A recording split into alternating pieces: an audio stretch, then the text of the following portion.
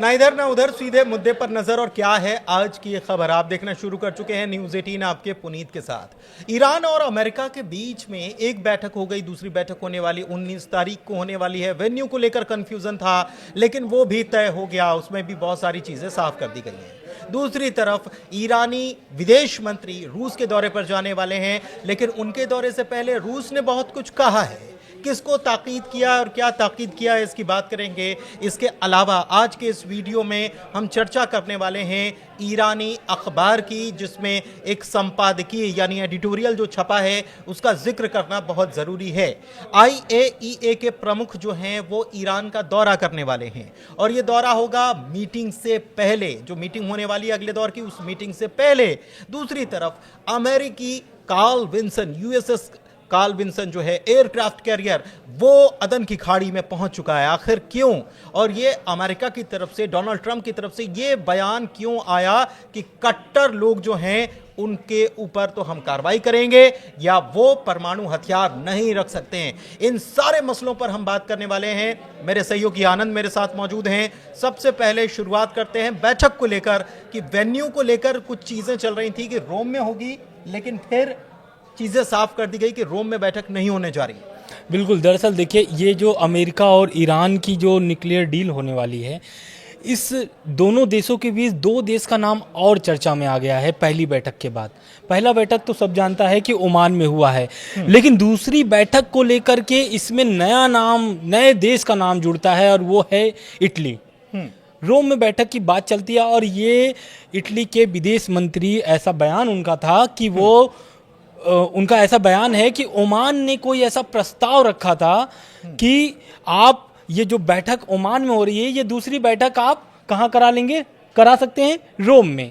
लेकिन इसकी स्पष्टता अभी तक नहीं हो पाई है कि रोम में होगी, लेकिन ईरान ने इस पर अपनी प्रतिक्रिया दे दिया है, वो मैं आगे वीडियो में बताऊंगा। फिलहाल अभी जो बयान है वो है विदेश मंत्री का, जो इटली के विदेश मंत्री हैं एंटोनियो तजानी। उन्होंने कहा है कि जो पहली बैठक थी, ये बैठक बहुत ही एक सफलतापूर्वक रही है, और ओमान की तरफ से जो प्रस्ताव आया था बैठक को लेकर के कि बैठक जो दूसरी है वो रोम में कर दिया जाए, मतलब रोम में ये बैठक बुलाई जाए। क्या हो सकता है कुछ ऐसा, बिल्कुल, मतलब हाँ, अंदाजे में पूछा, मतलब डायरेक्ट तो उन्होंने बयान भी मेरे ख्याल से नहीं दिया, डायरेक्ट बयान, बिल्कुल बातों बातों में इशारा किया है कि ओमान का एक प्रस्ताव आया है बैठक को लेकर के। तो जाहिर सी बात है, मतलब वही निकलता है कि दूसरी बैठक क्या रोम में होगी।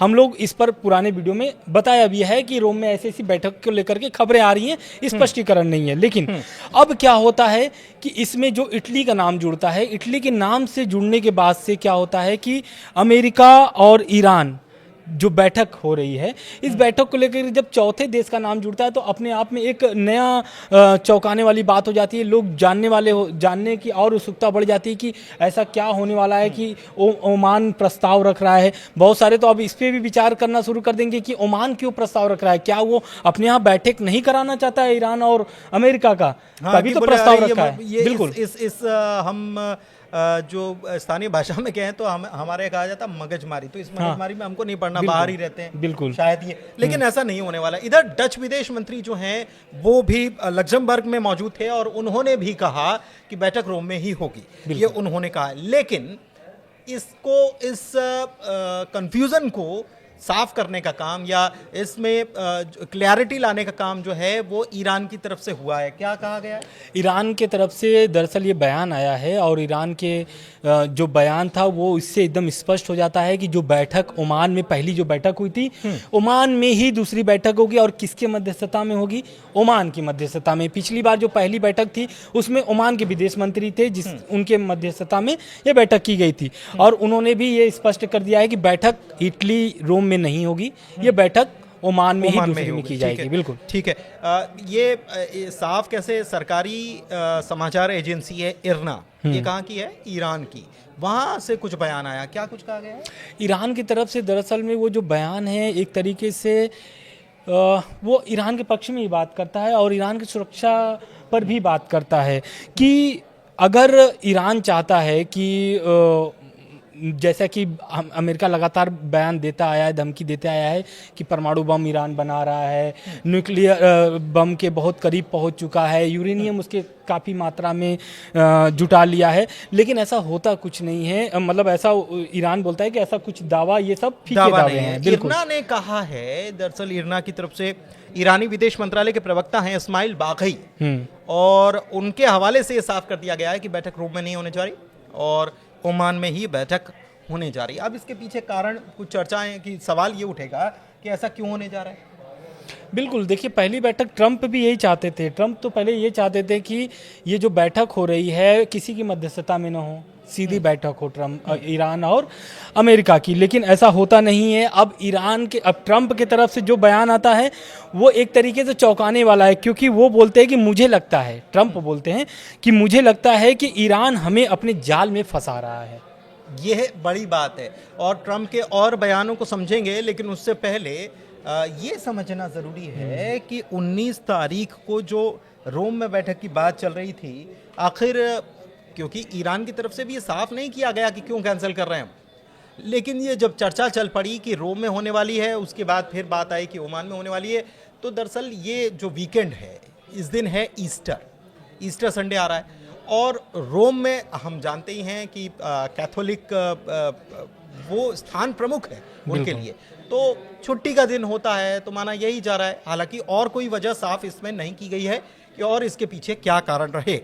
अब जो अपडेट है उसमें ट्रंप क्या क्या कह रहे हैं, इसके बारे में हम बात करते हैं। देखिए, ट्रंप पहली बैठक के बाद जो ट्रंप का ये चौंकाने वाला बयान आ रहा है, एक तरीके से धमकी भरा तो वो हमेशा रखा है। बिल्कुल, धमकी भरा तो हमेशा वो बयान देते हैं ईरान के खिलाफ, लेकिन इस बार जो बयान आया है एक तरीके से वो एक अंदर से जो बयान है, उनके जो शब्द हैं कि मुझे लगता है, मतलब ईरान हमें अपने जाल में फंसा रहा है, तो ये अपने आप में ये जो वर्ड है ना, लगता है कि ट्रंप खुद ये जो अपना चाल चले थे, ईरान उससे समझ चुका है और ईरान पढ़ चुका है। और जाहिर सी बात है, जो मैंने वीडियो में बताया भी है, पहले के वीडियो में भी, कि अगर ट्रंप जो बोल रहे थे सीधी बातचीत के लिए, लेकिन सीधी बातचीत होती नहीं है, मध्यस्थता के लिए कौन आ जाता है? ओमान।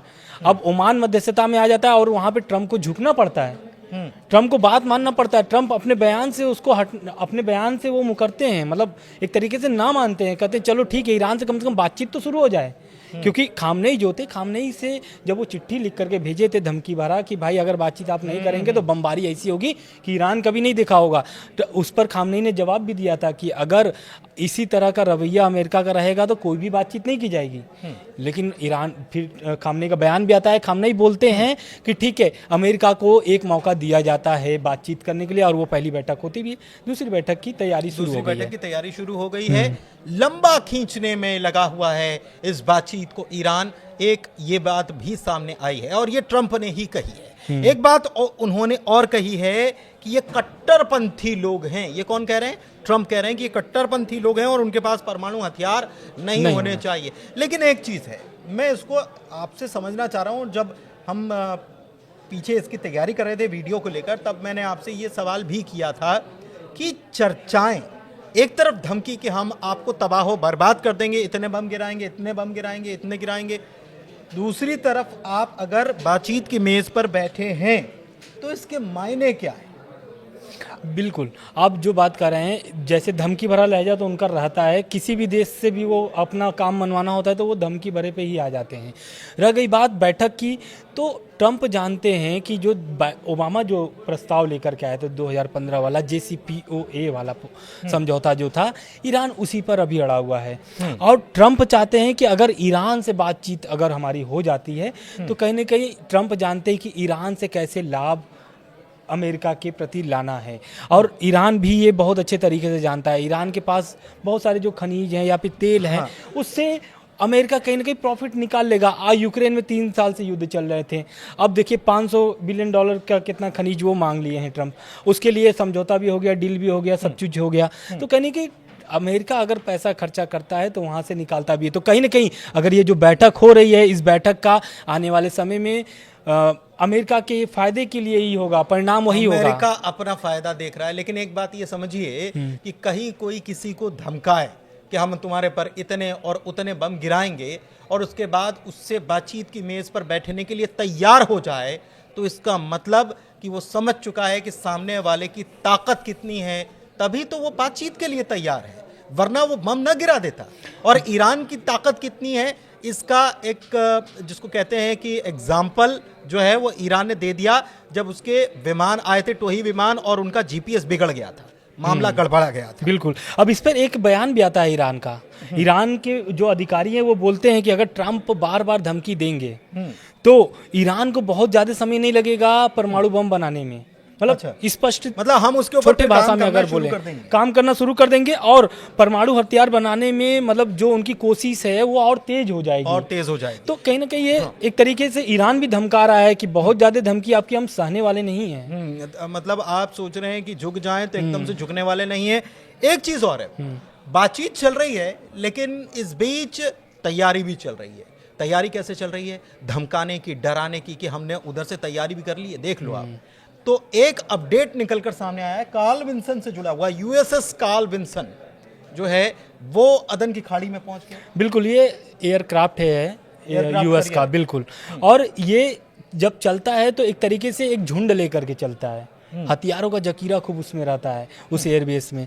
तो ईरान के लिए वो बहुत भारी पड़ने वाला है। और ये कहीं ना कहीं बस खाली अमेरिका दबाव की नीति अपना रहा है, उसको डरा रहा है कि कैसे भी करके तुम डील कर लो। तो कहीं ना कहीं ये जो यूएसएस कार्ल विंसन जो एयरक्राफ्ट है ये कहीं ना कहीं करियर है। बिल्कुल करियर है। ये कहीं ना कहीं एक तरीके से दबाव डालने के लिए, धमकाने के लिए और प्रेशर क्रिएट करने के लिए कि ईरान एकदम प्रेशर में आकर के कोई भी समझौता कर ले। देखिए दिलचस्प बात यह है कि यूएसएस कार्ल विंसन अकेला नहीं गया है, वहां अदन की खाड़ी में पहले से मौजूद है एक और एयरक्राफ्ट, इसका नाम है हैरी एस ट्रूमैन।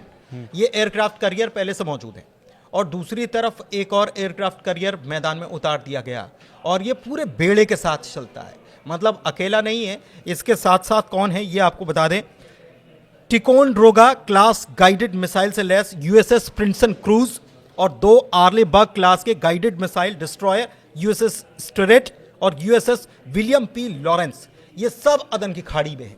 तो इससे आप समझ लीजिए कि कितनी तैयारी यहां पर की जा रही है। डिएगो गार्सिया जो एयरबेस है वहां पर तो B-2 बॉम्बर्स, बिल्कुल, वहां पर 6 B-2 बॉम्बर्स तैनात हैं। तो ये कहीं ना कहीं ईरान को पूरे घेरने की तैयारी अमेरिका कर चुका है और उसी टाइप से ईरान भी अपनी तैयारी कर लिया है। अब ईरान इराक में अपना जखीरा भेज चुका है, किसको? अपने सहयोगी देशों को, सहयोगी जो संगठन है, जो उनके कट्टरपंथी संगठन है जो ईरान का सपोर्ट करता है दूसरे देश में, इराक में हुआ या फिर हमास, हिजबुल्लाह, हूती देख लीजिए, इन सभी को वो भी तैयारी करके रखा है कि भाई हथियार मत डालो। खबर ऐसी आई थी कि जितने भी ईरान के समर्थक है वो यूएस के आगे हथियार डाल देंगे। इस पर ईरान का एक फैसला आता है और ईरान इराक में एक तरीके से हथियार का जखीरा भेज देता है। लेकिन इसी से आप जो बात कह रहे हैं, इसी से ईरान अपने सहयोगी मुल्क जैसे चाइना हुआ या फिर रूस हुआ, इनसे भी बातचीत कर रहा है। बिल्कुल, वहाँ बातचीत दौरे पे जाने वाले हैं और पड़ोसियों से भी पूरा अपडेट दे रहा है। क्या अपडेट? बिल्कुल बिल्कुल, अपडेट ये है कि अभी तो क्या बोलते हैं कि ईरान की पहली बैठक हुई है अमेरिका के साथ। पहली बैठक के बाद अभी क्या है कि ईरान के जो विदेश मंत्री हैं अराक्ची, अब्बास अराक्ची, ये रूस के दौरे पे जाने वाले हैं। अच्छा। और ये रूस के दौरे पे जाने वाले हैं, अमेरिका के साथ हुई जो बातचीत हुई है उसकी जानकारी देने वाले हैं। किसको? रूस को, यानी पुतिन को देने वाले हैं। और दूसरी तरफ खबर तो ऐसी भी आ रही है कि जो परमाणु वार्ता चल रही है ईरान पर और अमेरिका की, उससे इतर चीन और रूस इसी विषय पर बातचीत कर रहे हैं कूटनीतिक रूप से। तो कहीं ना कहीं ईरान भी अपनी पूरी तैयारी में है और अगर ये ईरान के विदेश मंत्री रूस के दौरे पे जाते हैं तो कहीं ना कहीं ये मसला समझ में आ गया है कि रूस उनके पूरे साथ में है। अभी कुछ दिन पहले खबर भी आई थी कि 20 साल के लिए उनकी एक डील भी हो गई है रूस और ईरान के बीच। तो कहीं ना कहीं ये जानते हैं और चीन उनका पूरा सहयोग करेगा, इन सभी मददगार बनेगा एकदम, ये पक्का दावा है ईरान का। एक चीज और है, अब्बास अराक्ची जो हैं उन्होंने न केवल रूस को जानकारी दी है या जानकारी देने जा रहे हैं, बल्कि ये तो बड़े करीबी हो गए, लेकिन वो ऐसे करीबियों को भी जानकारी दे रहे हैं जो उनकी मुल्क के आसपास हैं। जैसे खबर ये आ रही है कि सऊदी अरब को दी है, तुर्की को जानकारी दी है, बहरीन को दी है, इराक को बताया है कि हमारी मीटिंग में क्या हुआ है, बातचीत में क्या बिल्कुल, हुआ। बिल्कुल। तो बहुत सारी चीज़ें, मतलब वो ऐसा नहीं, ईरान इस मामले को ऐसा नहीं रखना चाहता कि अमेरिका और हमारे बिल्कुल, बीच वो में बातचीत सबसे हो रही है, समझौता, वो हाँ, सबसे साझा कर रहा है, बिल्कुल साझा कर रहा है। बिल्कुल। तो और उनको कॉन्फिडेंस में लेने की कोशिश है ये। बिल्कुल कॉन्फिडेंस में लेनी जरूरत है। और ईरान जानता है कि मुझे अकेले हम कभी भी नहीं जीत पाएंगे, चाहे वो रूस हो चाहे फिर वो चीन हो। चीन रूस तो साथ में है, लेकिन तब फिर भी ईरान को ऐसे सपोर्ट चाहिए जो अमेरिका को कमज़ोर कर दे। अभी जो आपने बात कहा है उसमें कतरी और मिस्र को ईरानी जो विदेश मंत्री है उन्होंने फ़ोन पर ये बातचीत की जानकारी दी है। तो कहने कि ये ईरान जो है, ईरान भी अब काफ़ी सालों से देखिए ईरान झेल रहा है अमेरिका की दबाव, प्रतिबंध। तो ईरान को पता हो गया है, आदमी जब अभ्यस्त हो जाता है ना किसी चीज़ को लेकर के, तो फिर हाँ, उसके दिमाग में वो दूध का जला छाछ भी बिल्कुल, कर तो पीता है उसको हमारे गाँव। बिल्कुल उसको पता चल जाता है कि अब हमें क्या करना है। दिमाग अपने आप चलने शुरू कर देता है कि यार ये हमेशा ऐसा करता है, अब हमें कुछ नया चाल अच्छा, चलना पड़ेगा। एक चीज और है आनंद, वो ये मीटिंग एक पहले दौर की हो गई, दूसरे दौर की मीटिंग होने वाली है, और उसके पहले अहम क्या हो जाता है, क्योंकि बात हो रही परमाणु उसकी जो यूनिट्स हैं उसकी, तो वहाँ क्या चल रहा है। IAEA ये अंतर्राष्ट्रीय या UN की तरफ से जो निगरानी संस्था है, ये हर तरफ निगरानी रखती है कि किसके पास कितना परमाणु संवर्धन है, कौन कितना इकट्ठा कर रहा है यूरेनियम, कौन बम बना सकता है। तो इसके प्रमुख दौरा करने वाले, बिल्कुल देखिए ईरान के दौरे पे जाने वाले हैं UN के परमाणु निगरानी संस्था के जो प्रमुख हैं वो हैं राफेल मारियो ग्राशी। इनका जो दौरा होने वाला है ईरान का, ये बहुत महत्वपूर्ण है। और दरअसल में ये जो बैठक होने वाली है ओमान की दूसरी 19 अप्रैल को, इस बैठक के बीच में अगर ये दौरा हो रहा है तो अपने आप में ईरान के लिए एक तरीके से चौंकाने वाली बात हो जाएगी, क्योंकि ईरान पहले भी एक बार ईरान का बयान आ चुका था, अमेरिका की धमकी पर वो प्रतिक्रिया था कि अगर यही रहा तो जो UN के परमाणु निगरानी संस्था के जो कर्मचारी हैं उनको हम देश से निकाला कर देंगे, देश से निकाल देंगे, देश से बाहर कर देंगे। लेकिन एक दिलचस्प आपको ये बात बताएं कि 2015 में एक समझौता हुआ, 2018 में इसे तोड़कर अलग हो गए, ट्रंप बाहर हो गए, लेकिन IAEA के जो इंस्पेक्टर्स या निरीक्षक जो हैं वो अभी भी ईरान में हैं। ईरान ने उनको जगह दे रखी है, काम कर रहे हैं वो वहां पर, और वहीं से ये रिपोर्ट निकल कर आती है कि ईरान तो ऐसे खतरनाक स्तर पर यूरेनियम इकट्ठा कर चुका है कि वो 6 एटम बम बना सकता है।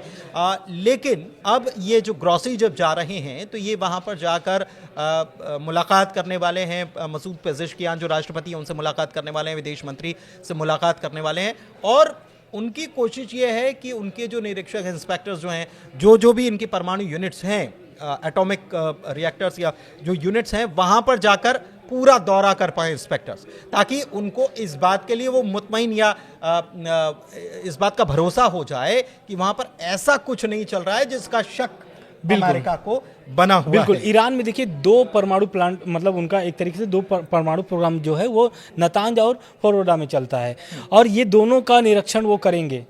जो IAEA के जो प्रमुख हैं वो इसका दोनों का निरीक्षण करेंगे, और इस पर अमेरिका बोलता है कि पूरा सहयोग करें।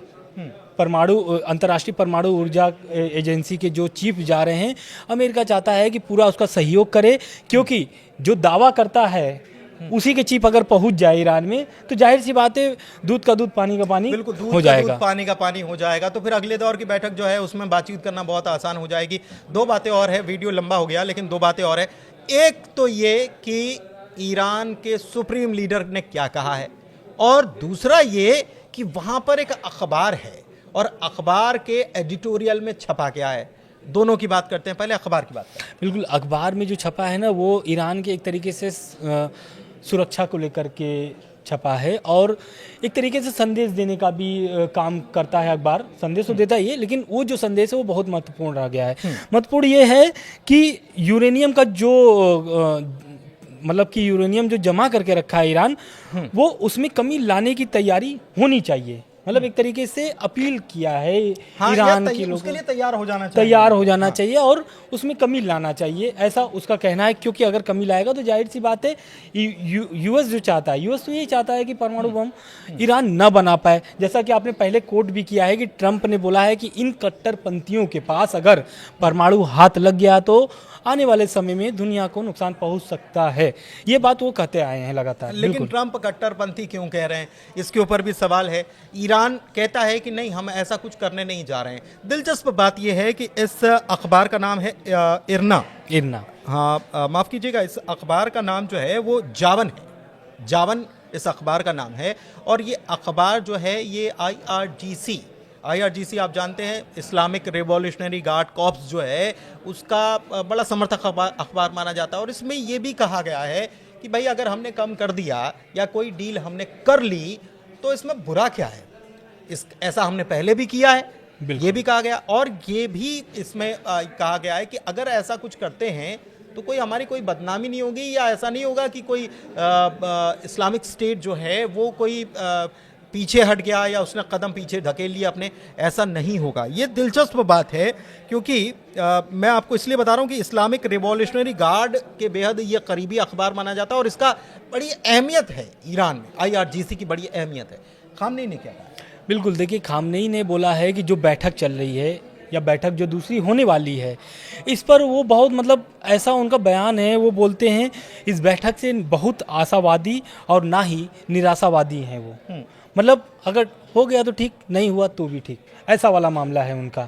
तो वो उसको लेकर के बहुत आशा नहीं रखे हैं कि बैठक डील अगर हो जाएगी तो अमेरिका जो प्रतिबंध है उसको बहुत जल्दी हटा लेगा। क्योंकि जो आयतुल्लाह अली खamenei हैं वो ऐसे जगह पर और ऐसे पोस्ट पर बैठे हैं कि उनको जो दूरदृष्टि है वो बहुत दूर तक सोच रहे हैं और अपने देश के बारे में सोच रहे हैं। तो कहने कि वो जानते हैं कि इस बैठक से अभी कुछ हल होने वाला नहीं है, क्योंकि अभी तो पहली बैठक में अप्रत्यक्ष रूप से ईरान शामिल हुआ था। आने वाले समय में ऐसा हो सकता है कि ईरान अप्रत्यक्ष का मतलब ये होता है कि जो मध्यस्थता कर रहा है बीच में, वो बीच में मध्यस्थता जब हट जाएगी तब वो प्रत्यक्ष रूप से बैठक होगी। मतलब एक बार आनंद से बात करेंगे, फिर मुझसे बात करेंगे और फिर बताएंगे कि भाई ये मामला हो गया। बिल्कुल। लेकिन अब ये माना जा रहा है कि अगले दौर की जो बैठक होगी हो सकता है कि एक कमरे में हो, आमने सामने हो। मतलब मध्यस्थता कोई कर रहा हो, सीधे आमने सामने आनंद और पुनीत भले ही बात ना कर रहे हो, लेकिन हो सकता है कि कोई तीसरा व्यक्ति बैठा हो, आनंद से बात करे, पुनीत से बात करे और फिर आप आपस में समझा जाए। ये भी हो सकता है। खैर, 19 तारीख की मीटिंग का इंतजार है। इस बीच अपडेट्स भी लगातार आते जा रहे हैं, क्योंकि एक अपडेट अब आने वाला है रूस से, दूसरा अपडेट आने वाला है IAEA के चीफ के दौरे के बाद क्या कुछ होता है उससे। वो अपडेट आप तक पहुंचाते रहेंगे। फिलहाल इस वीडियो में इतना है। वीडियो लंबा हो गया लेकिन जानकारियां बहुत सारी थी, इसलिए ये आप तक पहुंचाना बहुत ज़रूरी था। कमेंट करके ज़रूर बताइए कि वीडियो कैसा लगा, जानकारी हमारी कैसी लगी, क्योंकि बहुत मेहनत करके हम खोज करके लाते हैं। इसको अपने सहयोगियों के साथ, दोस्तों के साथ शेयर ज़रूर करें, इसे लाइक करें, हमारे चैनल को सब्सक्राइब करें। धन्यवाद।